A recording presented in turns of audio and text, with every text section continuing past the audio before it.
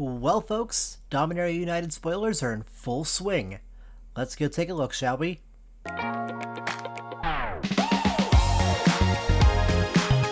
Hello there, everybody, and welcome on in. I'm 16-Bit Fair, and I hope that you are having an amazing day.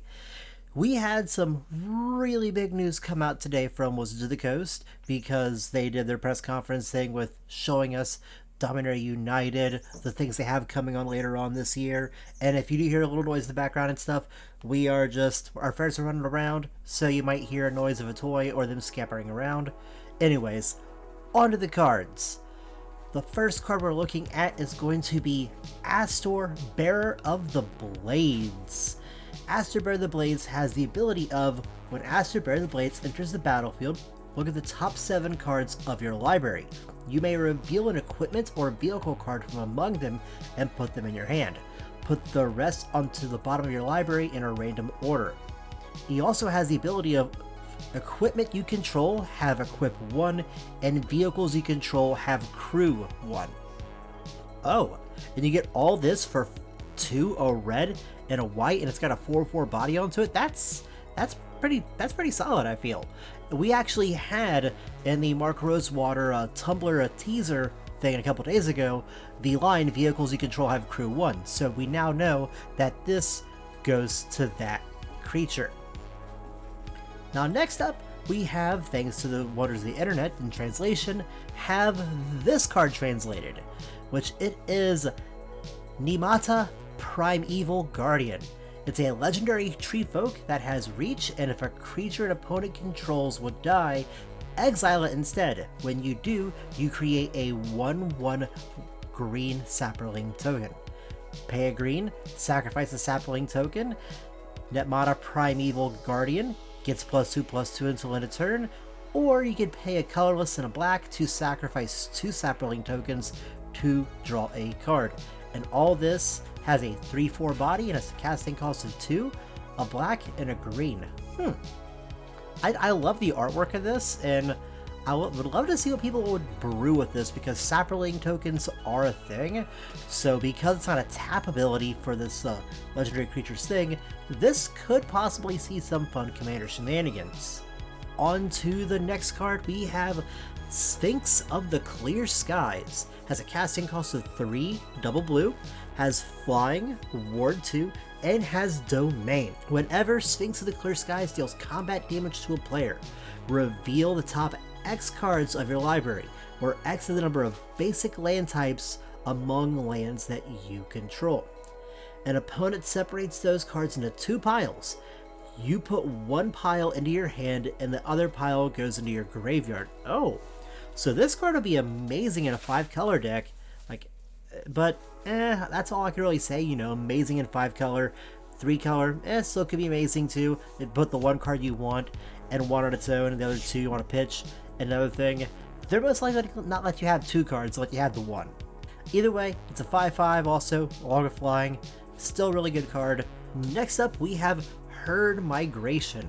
This is a sorcery that's got a casting cost of 6 and a green, and it has domain.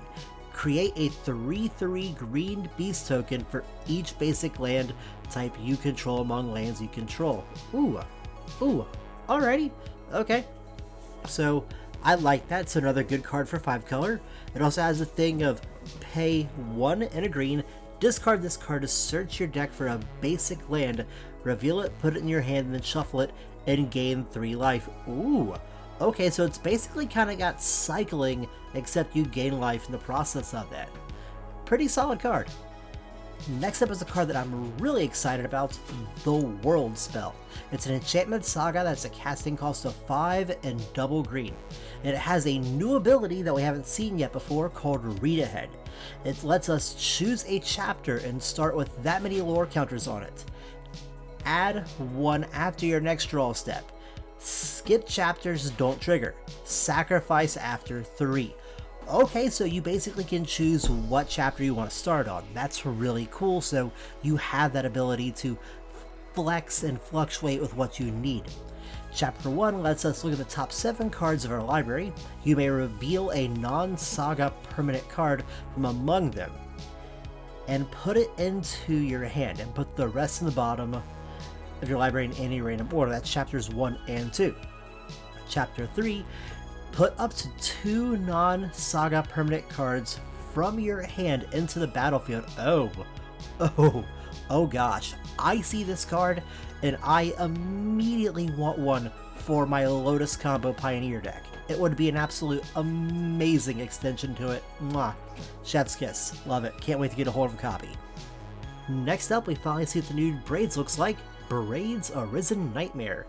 She has a casting cost of double black and 1, and is a legendary creature Nightmare that has at the beginning of your end step, you may sacrifice an artifact creature, enchantment, land, or planeswalker. If you do, each opponent may sacrifice a permanent that shares a card type with that card. For each opponent who doesn't, that player loses 2 life and you may draw a card, or you draw a card. So alright, okay, so it's a trade-off of, you sack this, but who else is going to sack something with it? And if they don't, they lose life and you still get card advantage. So it's a trade-off, and all that for a 3/3, I like it. It's always good seeing Braids again, and I just love that artwork. Next up, we have Radha's Firebrand. This is a human warrior for 1 and a red that has whenever Radha's Firebrand's attacks target creature defending player controls with power less than Radha's Firebrand's power can't block this turn. Okay. And then also has Domain for 5 and a red to give this creature a +2/+2 until end of turn. This ability costs 1 less to activate for each basic land type among lands you control. Activate this ability only once each turn. Okay, alright, so if you have all 5 and you have all Wooburg, it just costs a red. That's pretty solid. I mean, I can see it having some good potential in drafts. Next up, we have, oh boy, this, I'm both happy and sad to see this. Ajani Sleeper Agent. So, we all knew this was going to happen if you paid attention to the leak that happened with the lore book, but this is what we get now. So, he has a casting cost of 1, a green, a white, and a completed mana. So, we could pay the completed mana of green or white, or pay 2 life instead, and if we pay the 2 life, he comes in at 2 less loyalty counters. If we do pay the mana, he comes in at 4 counters instead. So, his +1 is reveal the top card of your library. If it's a creature or planeswalker card, put it into your hand, otherwise put it in the bottom of your library. Alright.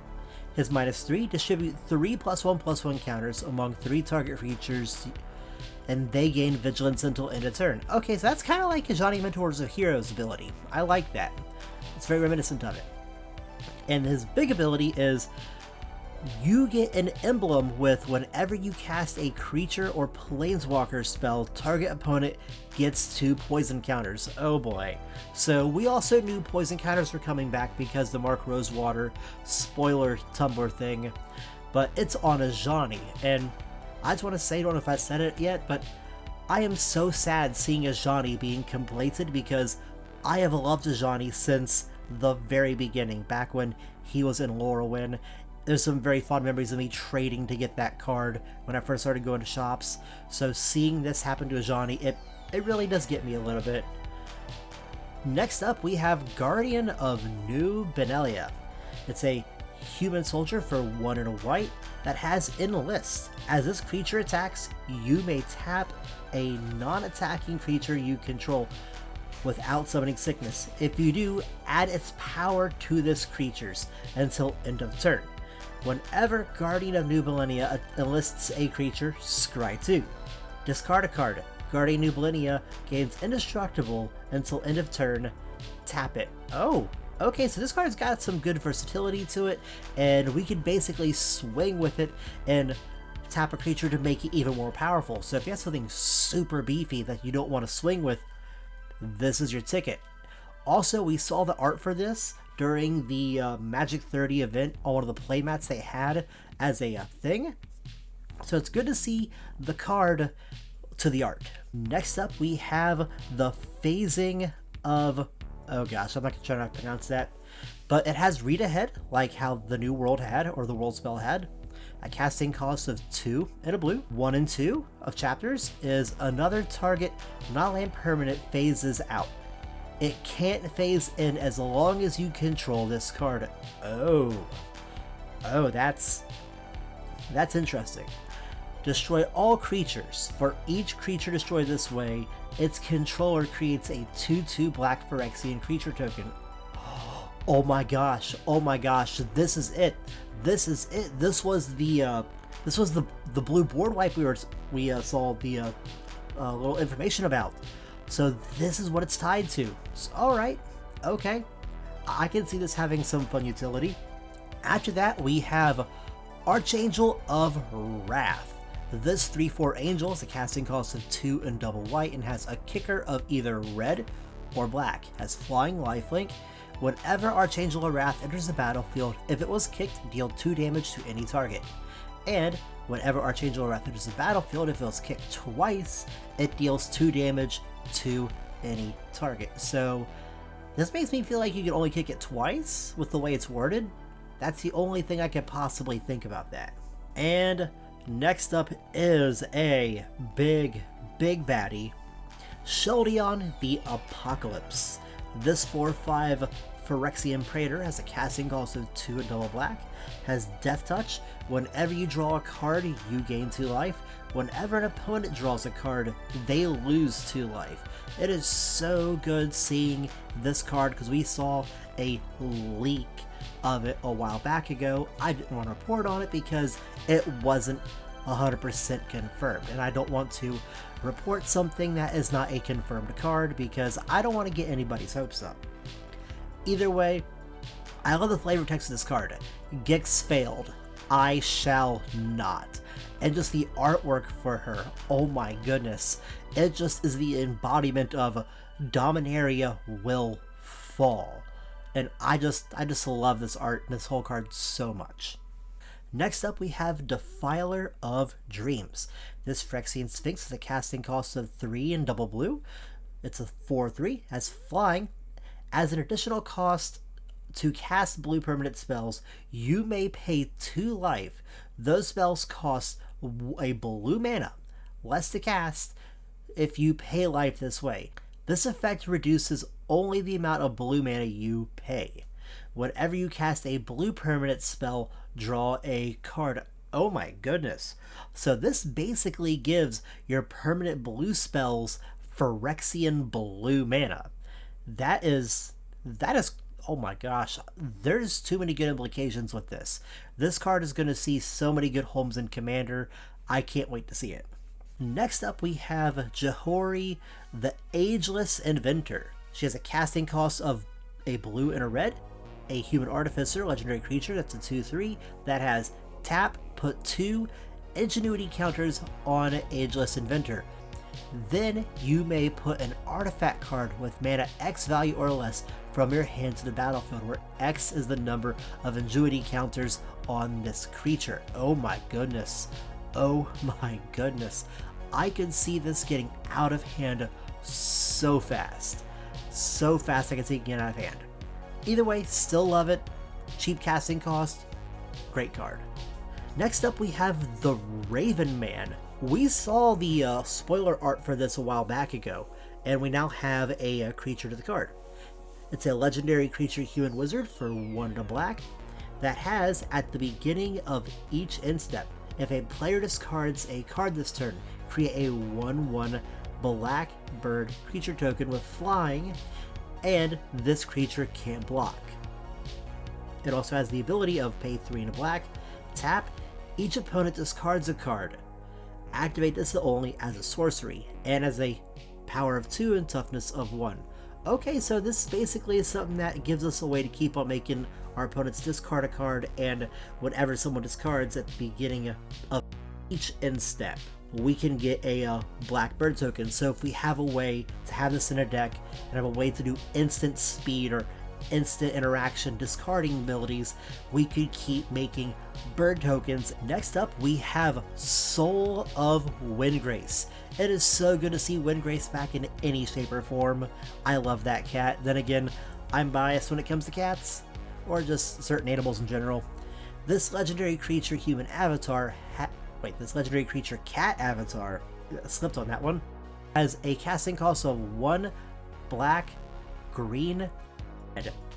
It has whenever Soul Windgrace enters the battlefield or attacks, you may put a land from your graveyard into the battlefield tapped under your control. For a green, you can discard a land, gain 3 life, pay a colorless and a red, discard a land, draw a card, pay 2 and a black, discard a land card, Soul of Windgrace gains indestructible until end of turn, and tap it. And it is a 5/4 on top of that. So this card has the way to let you bring back the lands you discard for using its ability, so it alone is a very nice cycle, and I like that. Next up, another mythic is going to be Zur Eternal Schemer, with a casting cost of white, blue, black, a legendary creature human wizard, power toughness 1/4, flying. Enchantment creatures you control have death touch, lifelink, and hexproof. So it says enchantment creatures. So that means that not just enchantments, but enchantment creatures. So all we have already, we could be getting some more support down the line. I love seeing this because the implications that it gives us, and just this card looks a lot of fun. On top of that, we have pay 1 and a white. Target non-aura enchantment you control becomes a creature. In addition to its other types, it has a power base and power toughness equal to its mana value. So cool, so we can then turn enchantments into creatures on top of that. So we have ways to save them too and keep on making them. And I believe it says, it doesn't say until end of turn. So you could do this and keep making them creatures. So this, you can make an army and not have an actual single creature in this deck other than Zur. 10 out of 10. Love it. Next up, we have Soul Carnar the Tainted. Has a casting cost of 2, blue, black, red. It's a legendary creature, Elemental Demon. Ooh, we finally get to see what this bad boy is. It's a 5/5 that has at the beginning of your end step, choose one that hasn't been chosen. Draw a card. Each opponent loses 2 life and you gain 2 life. Soul Carnar the Tainted deals 3 damage to up to 1 other target, creature or planeswalker. And last one is exile Soul Carnar and return it to the battlefield under an opponent's control. So we're going to head on to the next card, and oh my goodness, I am so happy to see this. I even made a comment that we're probably going to see him in this, and here he is, Squid, Dubious Monarch, a 2/2 for 2 and a red, legendary creature Goblin Noble. Squid has haste, and whenever Squid Dubious Monarch attacks, create a 1/1 red goblin creature token that's tapped and attacking. You may cast Squid Dubious Monarch from your graveyard by paying 3 and a red and exiling 4 other cards from your graveyard rather than paying its mana cost. So we have multiple ways to get it out of the graveyard. Either pay 4 or exile 4 cards from our graveyard. And I just want to say I love seeing Squid. I've always loved Squid and his whole story of him being immortal and just the whole thing that went along with that. So good seeing you, Squid. So happy to see you. And oh boy, this one I am not happy to see this card. Not happy to see this card at all. Liliana of the Veil. I was really hoping that this card would never see Standard again, let alone Pioneer. But you know what? Here we are. Liliana of the Veil is 1 double black, has 3 loyalty counters on her. +1, each player discards a card. -2, target player sacrifices a creature. -6, separate all permanents target player controls into 2 piles. That player sacrifices all permanents in a pile of their choice. Anyways, the reason why I'm not happy seeing this in another Standard set is because I remember seeing this in Standard, I remember playing against this in Modern, and I really was hoping to have a format that was non-rotating that didn't have this card in it. But you know what? Well, it is what it is. Happy to see it. It's going to knock its price down a bit, but not happy to see it be in Pioneer. And last but definitely not least on this video is going to be the Painlands, We have Yavimaya Coast, Sulphurous Falls, Shivan Reef, Carpolis Forest, Caves of Kolos, and Attakar Wastes. It is so nice seeing these. So these cards originally were from parts of Dominaria, so it does make sense us seeing it. And a lot of these cards are a reference to older art. For instance, Sulphur Springs is a reference and key nod to the original art where we had a demon sitting in kind of a little boiling oil hot tub. So, see a little skull there like, oh, he passed away, but he, passed away enjoying himself. Either way, love seeing these lands. Beautiful art, very beautiful art. And that's actually going to be it for this video, folks. I know there's a few things we haven't covered. We're going to be covering the Dominaria United Commander cards along with the Legends Retold cards in tomorrow's video. Because if we added that to this, it would make it even longer, and I didn't want to make this video super long. Anyways, I want to say thank you all for watching this. I greatly appreciate it. Thank you for hearing me ramble, and next time. As always, I'm 16-Bit Ferret, and I hope you have a Duke day. This video is made possible by all these awesome people.